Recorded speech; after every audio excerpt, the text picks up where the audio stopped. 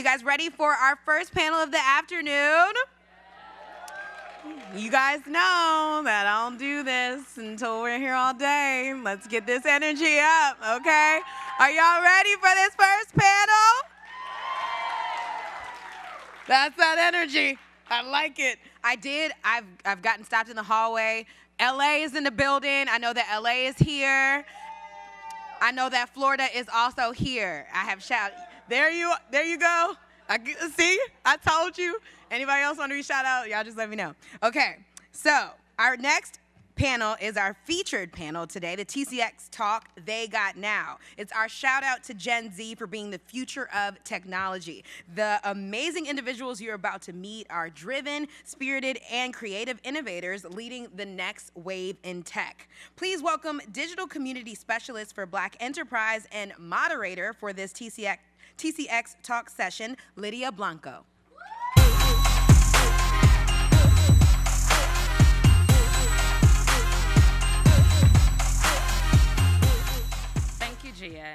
I have the privilege of introducing you all to three rather exceptional tech minds. Each of these gifted individuals will come up and present their thoughts within a 10-minute time span. At the conclusion, we will open the floor to questions, so listen, learn, and have your very concise and cohesive question prepared. First up, I am pleased to introduce Jalen Bledsoe. Jalen leads the Jalen D. Bledsoe Global Group, a global investment company with a portfolio of companies ranging from high-tech to real estate. He also formed the Flair Digital Agency, a full-service consulting agency focused on innovative strategies for growth for Fortune 500 companies and celebrities. Please help me in welcoming Jalen to the stage.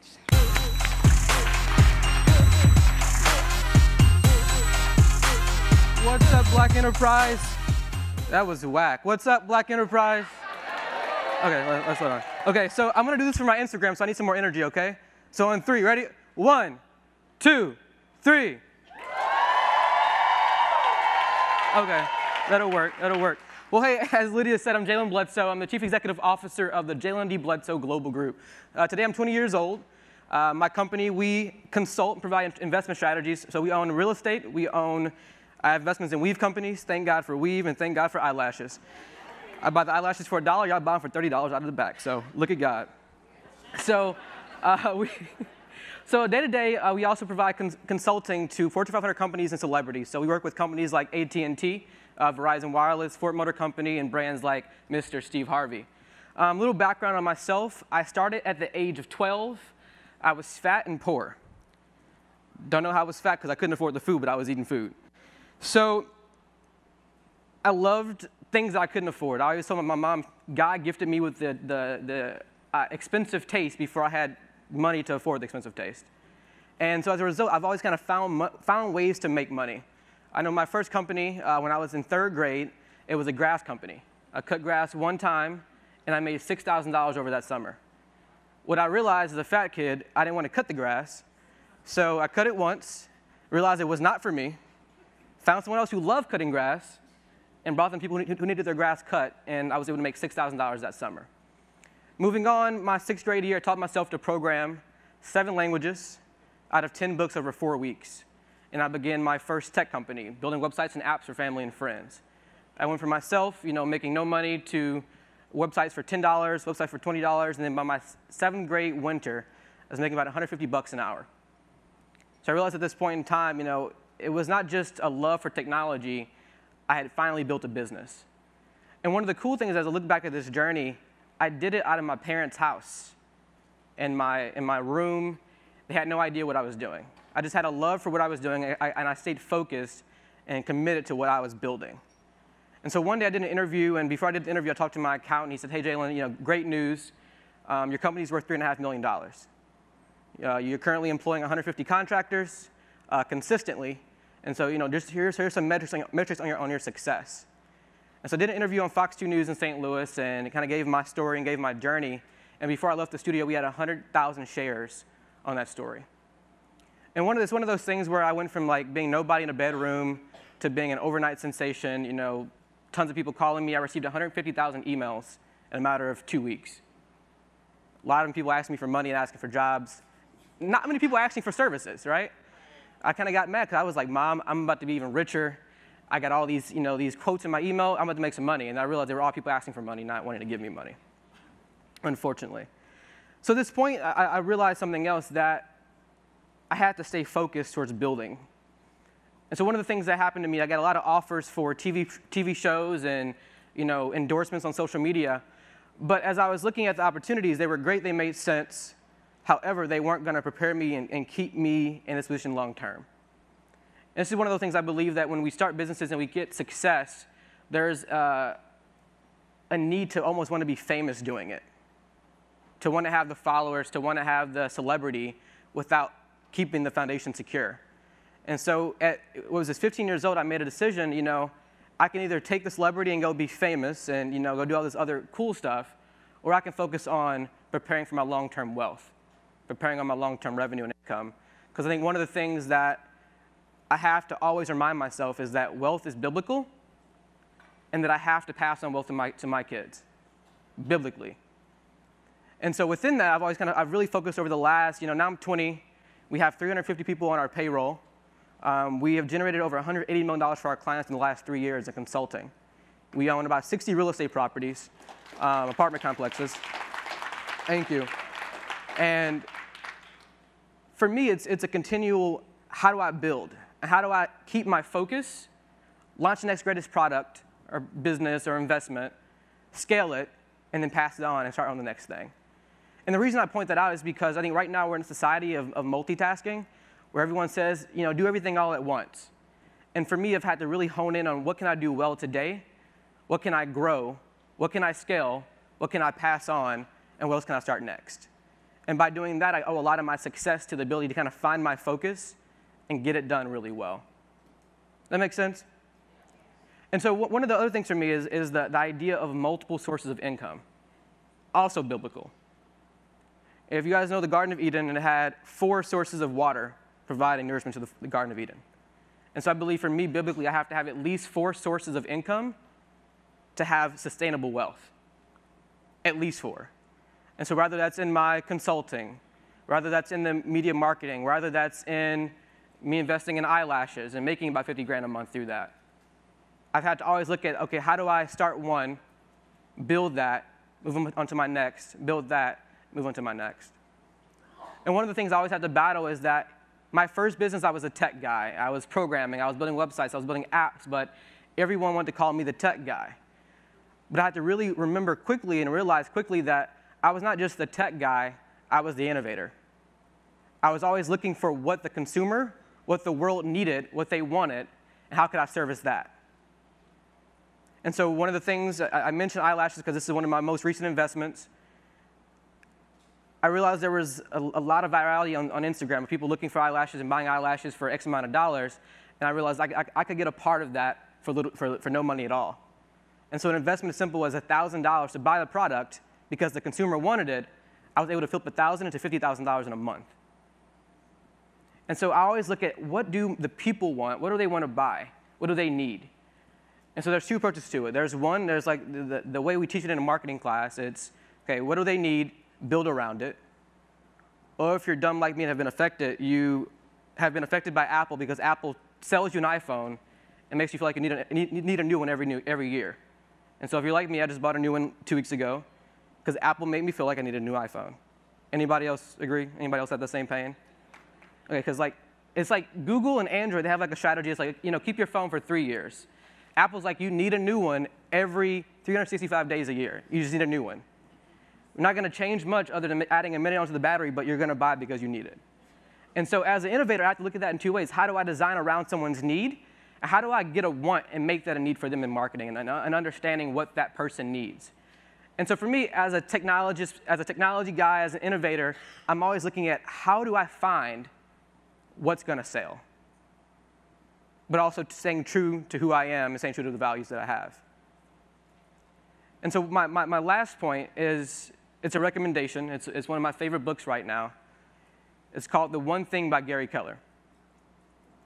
The One Thing by Gary Keller. And this is a concept that I've looked back at my life and it's applied and has led to our success by finding, out of a world of clutter and 8,000 opportunities and offers, How do I find my one thing for today, my one thing for this year, and do that really well? And by doing A well, that prepares me for B, and by doing B well, it gets me to C, and I'll get to Z, and I'll get a lot of things done really well, and I'll be successful in that.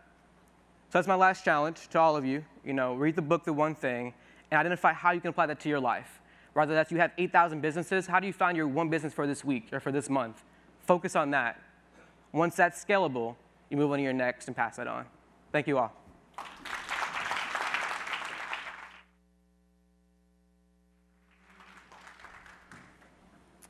That was so incredible. Thank you, Jalen. Next, I am pleased to introduce you to Tony Weaver Jr. Tony is the founder and CEO of Weird Enough Productions, where he uses media diversity to change hearts and media literacy to change minds. Help me welcome Tony to the stage.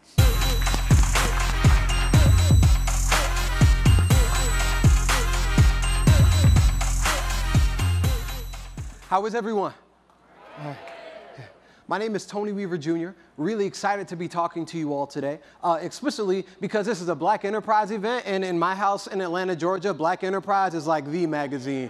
And like no magazine other than Black Enterprise matter. And I found this out when I was younger because when I was 6 years old, my parents actually had the opportunity to be featured in Black Enterprise magazine. The article is still framed and hanging in my house. So if at any point in time I forget, I'll remember very quickly. And in this article, my parents were being interviewed because they made the decision to live a debt-free lifestyle.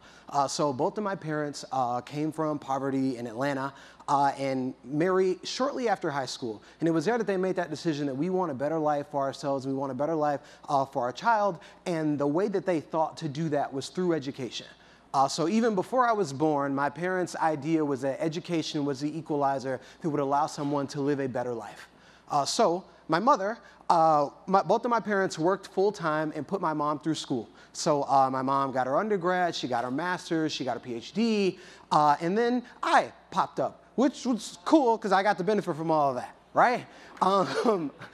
So my mom got her PhD, and in this article they were talking about how we hope that by living a debt-free lifestyle, our child will have the opportunity to be successful. So now, at 24 years old, to be on the Black Enterprise stage, I'd say I did pretty well. So thanks, Mom. Hi.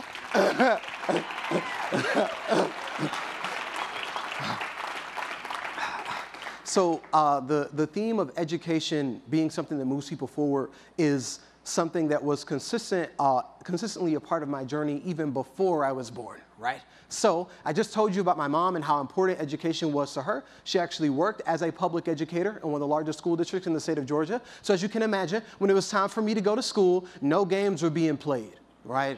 No games were being played. And in fact, that didn't just mean that I had to perform well in school in my classes. I would come home with all A's and I would get a good job, but afterwards I would get, "You're not being challenged enough. I want you to be challenged more."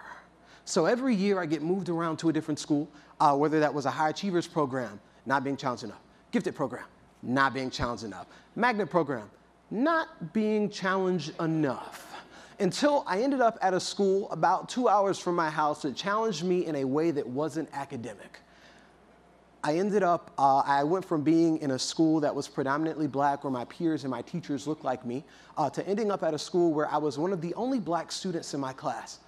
And while I was able to deal with the academic rigor of the program, what I found was that my teachers weren't particularly equipped to teach Black students, is what I found. So when I submit my writing assignments, instead of "good job," I get notes on my paper that say, "Hey, did you write this?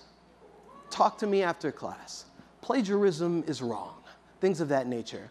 My mom raised me to operate in excellence. She taught me that excellence was something that is your norm.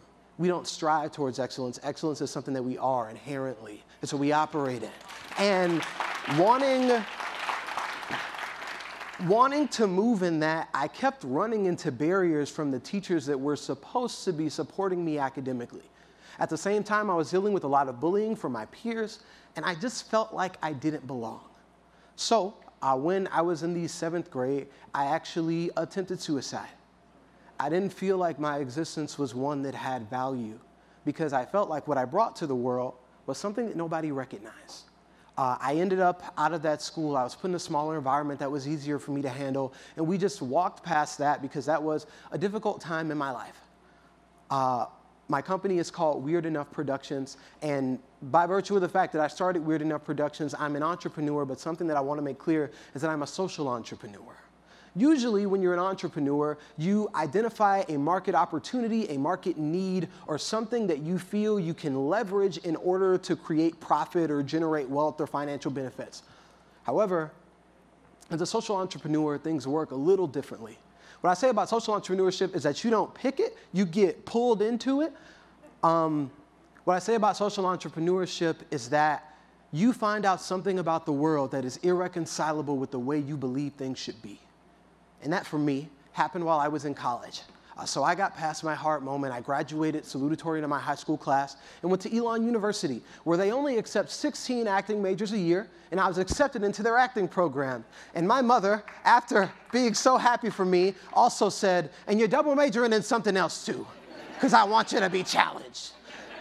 So I double majored in acting and strategic communications, and during my first year of college, I ran into my moment where I found something out about the world that I couldn't stand for. And as a part of one of my classes, I volunteered at local elementary school where I mentored an African-American fourth grader named Nazir. So I was supposed to be a friendly face that wasn't a teacher for him to talk to for about an hour every week to just be there for him as a friendly face that wasn't a teacher for any issues that he was having related to the curriculum. Are you having trouble with math? Is there something in history that you're not understanding? I'm here for you. But instead, he just wanted to talk about cartoons. That was it. That's all he wanted to talk to me about. I would show up and say, hey, are you having any problems? And he'd say, hey, did you see this show on Cartoon Network? And he knew to ask me that question because the answer was yes. Yes, I had. He knew I'd seen it. So we were going to talk about it anyway. He used to tell me about all of his favorite heroes and how when he got older, he wanted to change the world and make it a better place. Halloween was approaching, and when I asked him if he would be dressing as his favorite hero, he told me I can't because I don't look like him. I'm going to dress as CJ from Grand Theft Auto. Because in the fourth grade, when he had to think about someone that looked like him, he thought the main character of a video game where you kill people, steal things, and run away from police. And when I looked at him, I didn't just see a fourth grader. I thought of me as a seventh grader. My engagement with him taught me that I wasn't alone. And as I started to do research, I found out that we weren't alone either. The average American student engages with media content about 10.5 hours a day, okay? About 10.5 hours a day. So think about the amount of time that goes into structuring the school day and making sure that students are getting the largest benefit from their academic enrichment. They're spending about twice as much of that time engaging with media that we know to be discriminatory, that we know to be manipulative, and, depending on who you're listening to, absolutely false in some cases. Despite the fact that students of today are digital natives, they are digitally naive.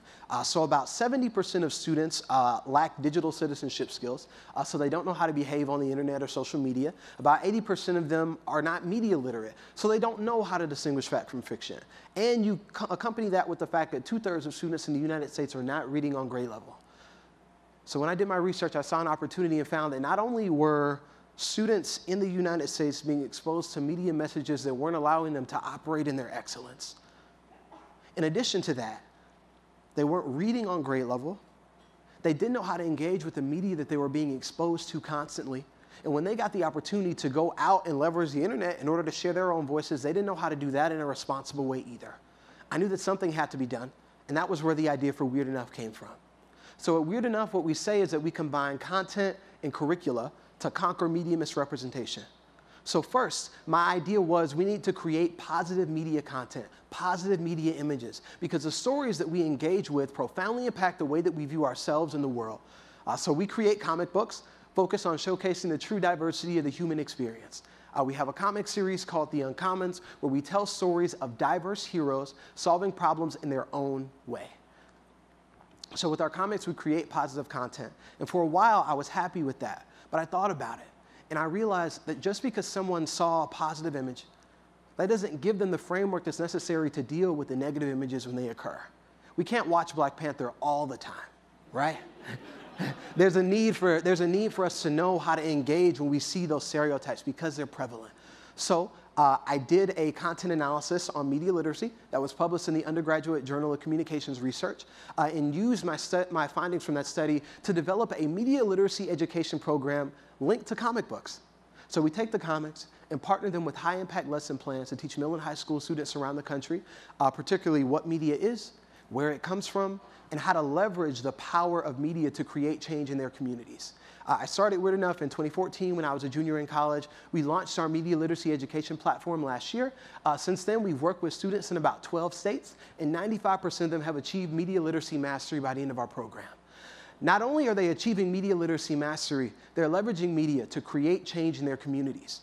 The first school that we launched in was a school in Inglewood, California that was a charter school specifically for homeless students.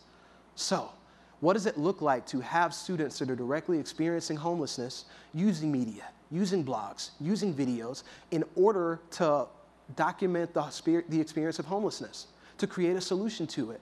We had a group of students that we worked with in the Philippines that created a photo campaign to combat human rights violations that was seen by over 40,000 people and covered in Forbes magazine. I firmly believe that media is the largest infrastructure for social change in the history of mankind. And by using positive representation, we can leverage that infrastructure to show people that they can operate in excellence. And with media literacy, we can awaken a superhero in every classroom in the country. So that when a 6th grader raises his hand and asks me, do you think I should join the military or work at McDonald's because I'm not smart enough for college? He'll know that he's capable of so much more. So when a 4th grader thinks that he can only be CJ from Grand Theft Auto, he'll realize that he's a hero in his own right.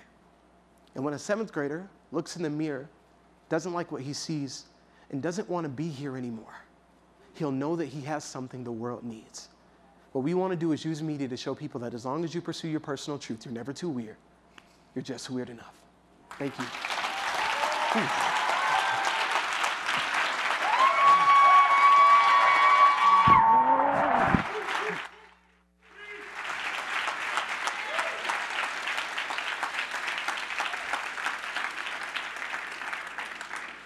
My goodness. Tony, I wish you could have seen the standing ovation you got. Lastly, I am pleased to introduce Ms. Deja Mo Williams. Deja creatively combines science and the arts and has secured internships at such companies as Toyota and Apple, which have eventually landed her at her position as a manufacturing engineer at NASA's Jet Propulsion Laboratory. Deja is also the founder of Slightwork, created to promote and aid in career readiness, primarily in the technology sector. Please help me in welcoming Deja to the stage.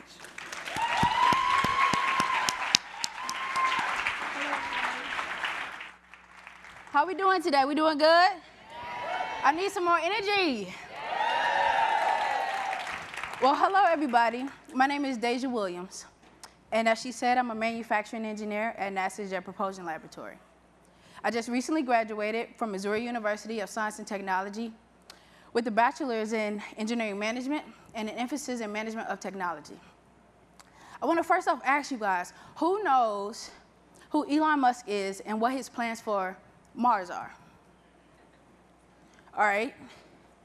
Somebody tell me. You tell me. Well, as far as I know, Elon wants to colonize Mars. He wants to send people to Mars. Exactly. Right? Exactly. Elon Musk wants to colonize Mars, and what that means is he wants to have a civilization on Mars. How we're living on Earth, he wants to do that on another planet. But when that ship takes off, how many of us? And I mean us, besides Kanye West, right?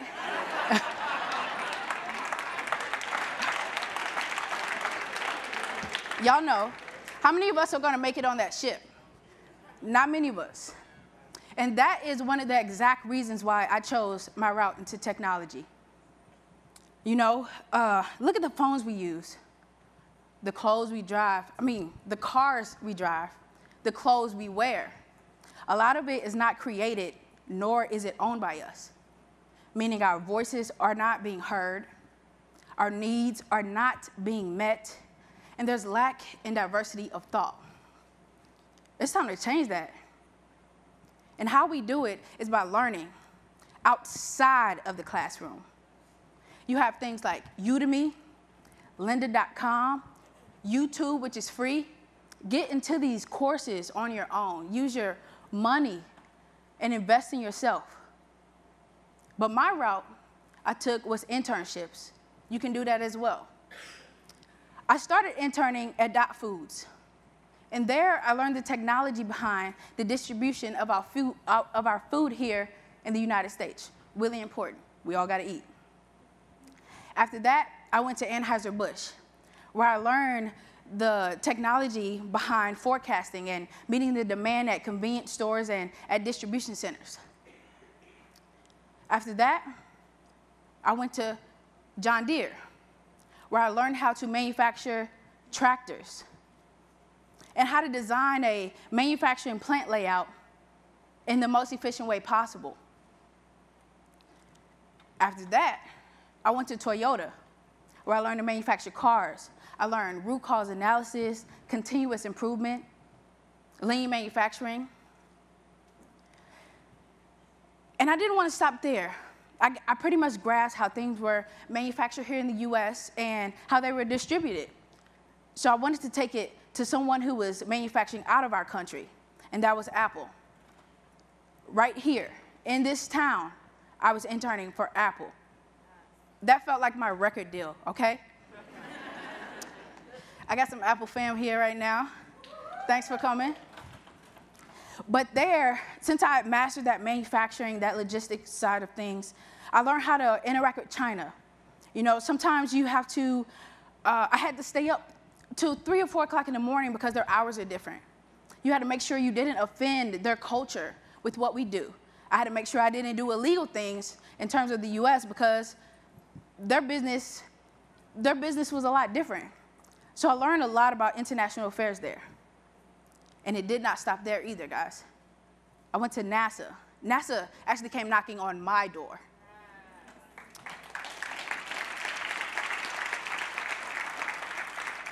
And at NASA, I wanted to learn what was the future of our human race. How will we actually get to Mars? What satellites are in space right now that are helping us here today? And let me tell you, these internships, they're not easy. It's a 3-month interview rather. You know, you have to impress these people every single day. You have to give up your summer, you know, your low labor. I even quit my basketball team. I was on a full-ride basketball scholarship, quit it, because I knew that technology was the future. And we have to make these sacrifices to really become leaders in this field so that when that ship takes off, we don't get left behind. Or better yet, we have the knowledge to create our own stuff and get there ourselves.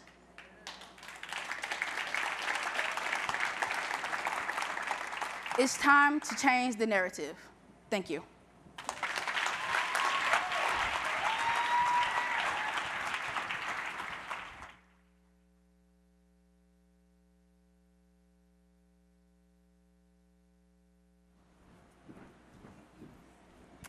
Wasn't she great? Yeah. All right. At this time, I'd like to invite all of our 3 speakers to join me at the stage, and we will open the floor to questions and answers.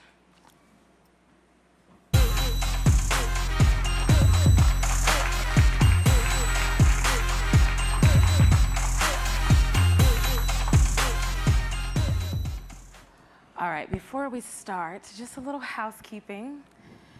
When you have your question, please line up on either the left or the right side of the room, and a microphone will come to you. But I have one question I want to start with. We have 62 students from 16 HBCUs. Wow. They've been hacking for 36 hours, and I've been hyping y'all up.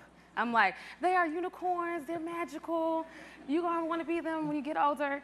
So I'd like to ask you, how did you create your own career narrative and take the less traditional path, especially with those who might be older who want you to do your own thing? It's a big question. Well, I think for me, it was just doing it. I knew what I wanted to do in life. And so when it was at 12 years old or when it was at 18 going to college, I had to identify what I wanted to do, what was going to make me happy and do that. And so by ultimately securing some kind of security net of creating a savings, I could go out and take a risk because I'm young. So when you're young, you can fall down really easily. Once you get older, you need a cane. So, start young and fall fast. You said decay. They were like, Sorry, walker, I don't know, assistance.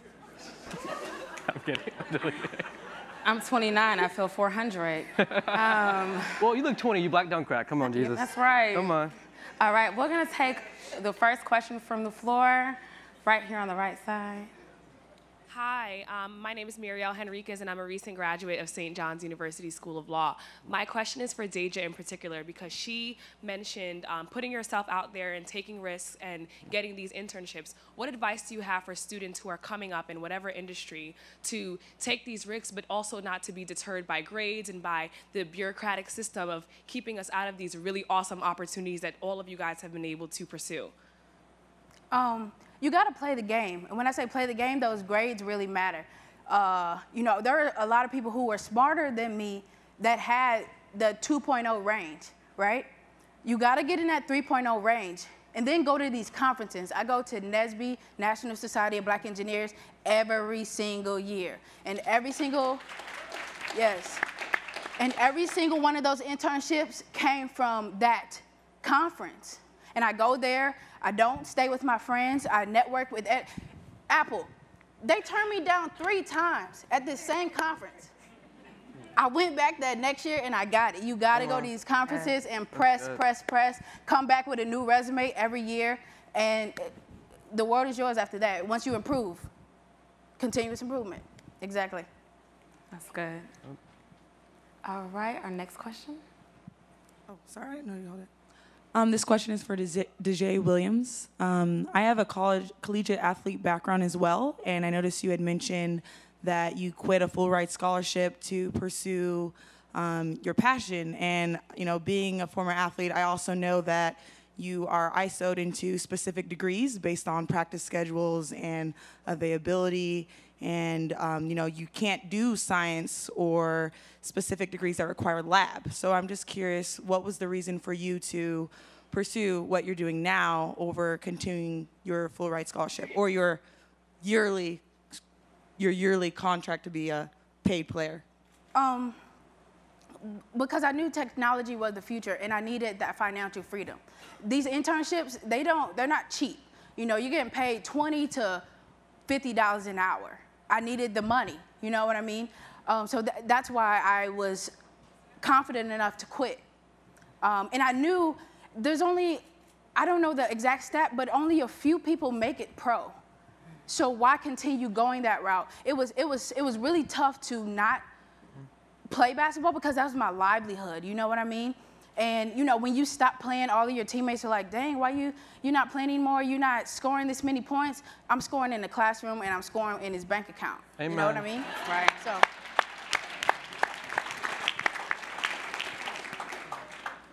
Hi everyone, my name is Zaria and I'm here with the Glamo team. Glamo is basically an on-demand mobile salon app where you'll be able to go on and request a stylist to come to you in whatever location you're at and complete your hair, get your lineup, see a barber, anything like that.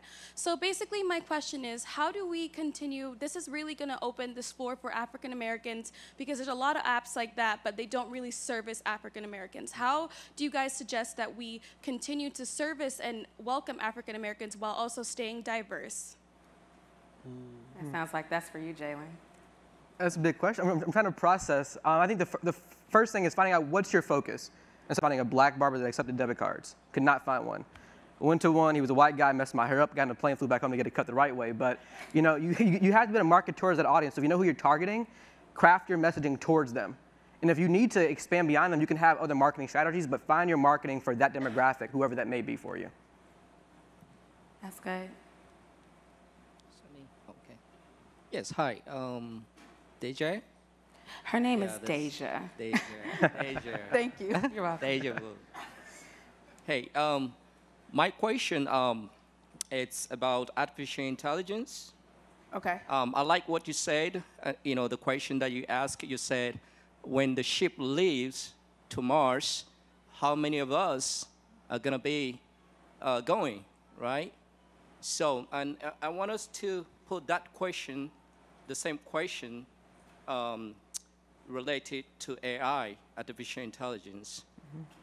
When it's time for us to start merging with the machine, with technology, and when the robots takes over, start taking over, maybe down the line, maybe gain consciousness, is artificial intelligence gonna be black, enough, So, so we need programmers, if you can create that awareness enough, like an army of programmers, people that program AI,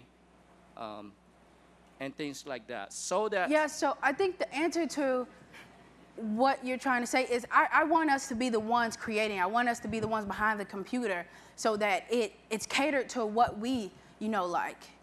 You get what I'm saying? Yeah. I just want our culture to influence the technology. I think that's what I was trying to get at. And I'll say from the point of bias as well, there's going to be a point where they're going to allow police robots to police us. And if the robot programmist is a white guy, exactly. and there's a lot of them, there's going to be a bias in those robots that's going to target me in a way a machine, person couldn't, but a machine could. And so the reason there has to be black programmers developing the AI is to help alleviate some of that bias that could affect us when the robots are here to determine how we're going to be punished. Well said. And gender as well. And That is really good. Talking about bias, and Tony, that is exactly what you are doing. You are combating bias. Can you tell us, some of the ways that you're forecasting the ways you'll have to do that, especially with Weird Enough Productions? I think that specifically on the subject of AI, one of my mentors says that algorithms are just bias embedded in code.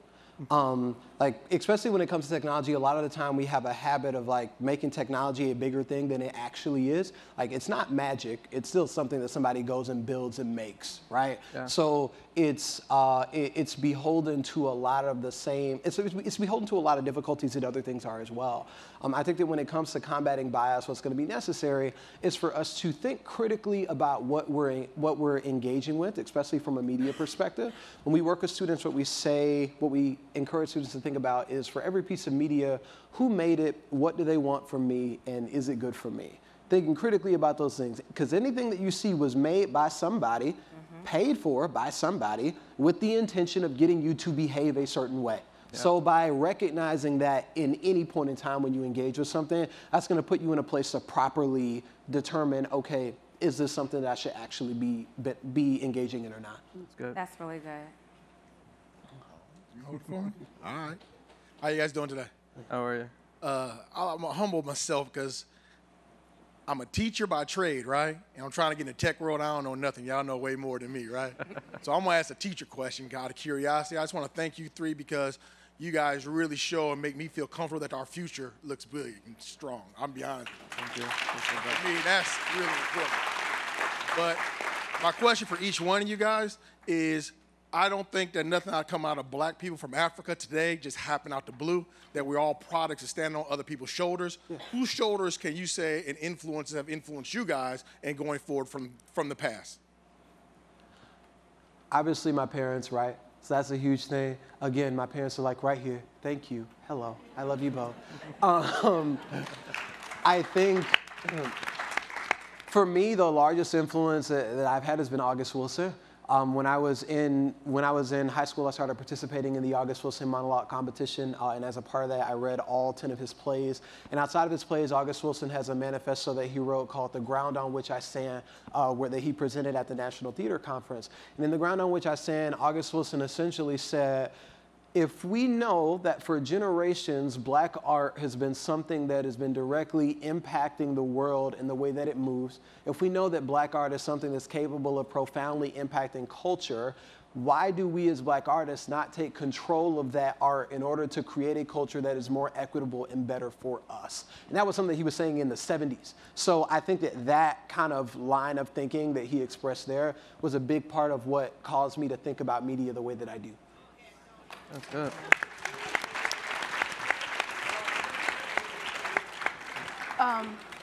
Me personally, I didn't have any one person that I looked up to or stood on the shoulders of. I stood on the shoulders of, not to be cliche, but poverty. My mom was a single mother. My dad's literally been in jail almost all my life. I wanted to do something for her. You know what I mean? So that's what I stand on the shoulders of, is making her life better. So I'm gonna piggyback off Deja. I have three. One's my mom. You know, as a black mother, single mom raising me, that's a job in itself. But there's a significance when I look at a black woman when it comes to how they can make a lot out of a little. And so I look at now, I live on my own, I can cook food, I can spend $60 and it lasts me 2 days. My mom could spend $60. It would feed all my siblings for a week. And there is a significance that a black woman has. So for me, it was seeing her hustle and seeing how she can make a lot out of a little. Secondly, it's your MLK. It's the guy who would stand and risk his life to help a community. He knew what he was doing wasn't going to just help him, it was going to help others. So I've always looked at how do I build a business or a brand that's going to not just make me money, but help people who are around. And my third is this concept of Wakanda. You know, we're all together here today, and so all of you today are what I'm standing on, because it's not about me, it's about all of us winning together. You know, as Jay-Z says, if you're the only one in your group who has money, you're poor. And so I want all of us to walk around with it.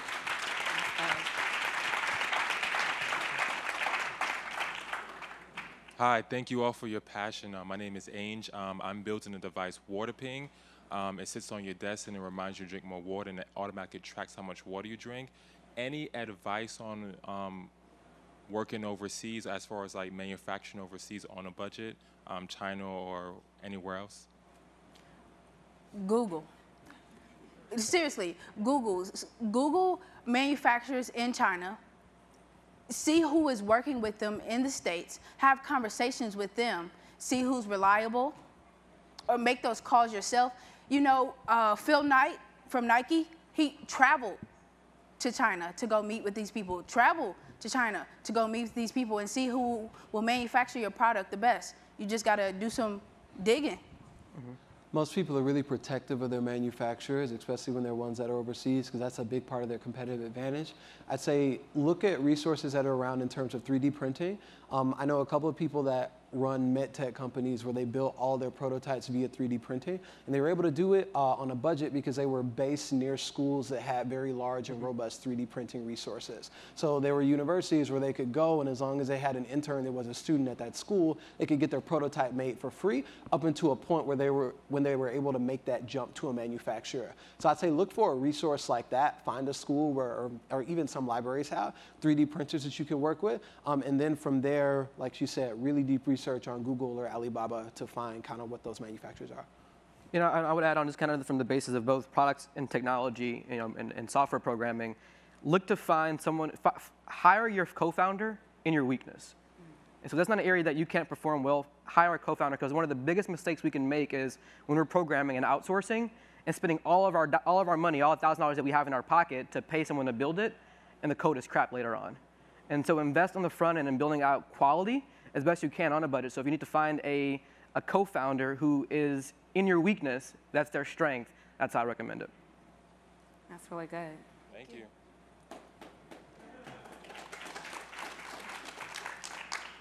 Hi, Julie Wenna. I'm an in-house lawyer at Airbnb. Lydia, thank you so much for hosting the panel. Deja, Jalen, Tony, thank you guys so much for being with us. To the gentleman, I used to lead President Obama's manufacturing program. So one, I'm so happy to see a black woman in manufacturing, because as you know, there were no black people at Toyota, I'm sure. There's not a lot of us there, so it was really good to see you here. And to the gentleman, I also recommend going to the Hanover Messe conference. It's the largest manufacturing conference in Germany. I know we're spending a lot of time talking about professional development, but really want to spend some time on personal development. And Tony, to you, to your parents, wow, you're an amazing young man. Thank you for being vulnerable with us, and thank you for being vulnerable with your community and sharing your experiences. I think sometimes when we break down the silos and share a little bit of our pain, we're able to really heal people and bring people together.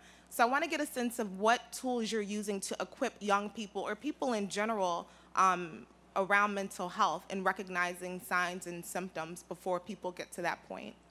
I think that mental health is something that's really important, especially in the Black community, because it's not something that we talk about as much.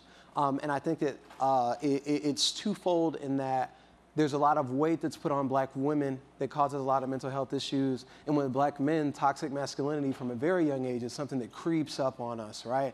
And we don't really have words to address it or describe it until it gets too difficult. So when it comes to the students that we work with, the way that we help them with mental health is by articulating from the beginning that you are enough by virtue of being just who you are. By being yourself and your most genuine self, you bring something to the world that only you can bring, and there's value to that. So in our comics, there are specific things that we go into, such as things about, oh, well, real men don't cry, or real men look like this. It's like, if you're a man, then you're a real man, and that's that, and don't let anybody tell you otherwise regardless. It's things like that. So for us, mental health is being very deliberate about breaking down some of those barriers that are already there so that students won't have to deal with that in the long run. That's good. So we are out of time for questions and answers, but I would like to thank you so much for being who you are and for being an inspiration and for sharing your journeys with us. If you would like to connect with either of the panelists, they will be on the floor so you have time to ask any questions that you have, but help me in thanking them for being here today.